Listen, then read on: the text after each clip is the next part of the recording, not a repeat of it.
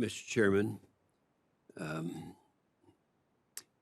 over the past few years, this committee's top priority has been ensuring that we implement there it is, this document. It's been kind of it's surprising that something that was put together back in 2018 by equal number of Democrats and Republicans has been so accurate, and we have been using that as a blueprint.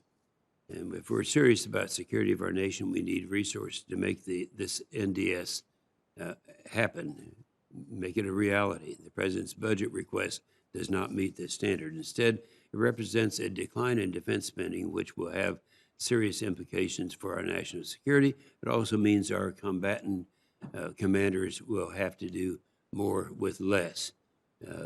So the standard that was put forth was not met by the president. Our top military commanders have testified in unison in recent weeks. The threats to the United States are growing at an alarming rate. Cutting the defense budget sends exactly the wrong signals to our allies and our adversaries alike. General Townsend, you've highlighted China's growing use in Africa as a power projection platform for the military. They've secured their first overseas base in Djibouti. We've been there, we've witnessed that. And they're aggressively pursuing a base in Africa's west coast, which would be the first time given China an enduring naval presence in the southern Atlantic. With less than 6,000 troops on the continent and the continued lack of ISR, I hope DOD's Global Posture Review will ensure your resource shortfalls are being addressed.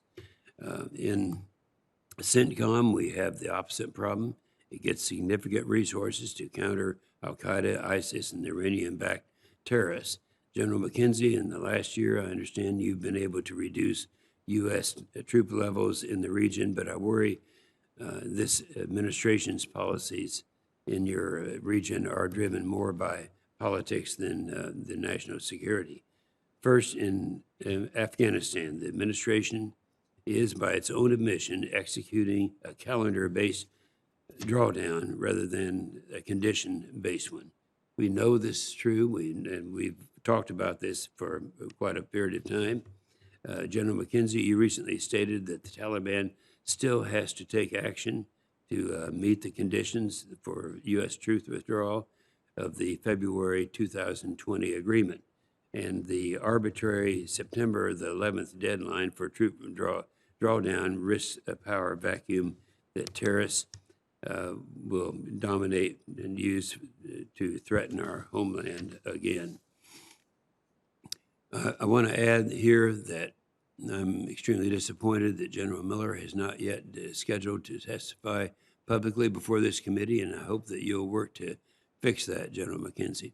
Secondly, regarding Iran, the administration is moving quickly to negotiate a quick return to the failed 2015 Iran deal, granting Tehran large sanction relief, even though the nuclear limitations will begin to expire within the next 5 years.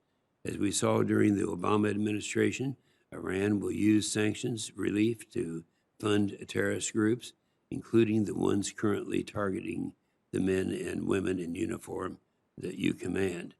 Third, in Yemen, the administration is pulling back from our Saudi partners, while at the same time the Iran-backed Houthis are escalating their attacks.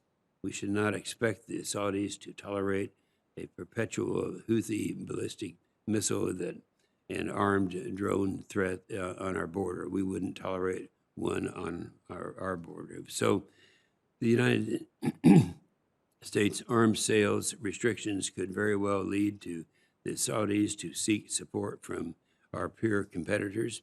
General McKenzie, I hope you will address these issues and offer your views on how to heighten the risk and manage a year ahead. So I thank both of you for your testimony and your presence here today, and also in the closed session that we'll have as the chairman mentioned.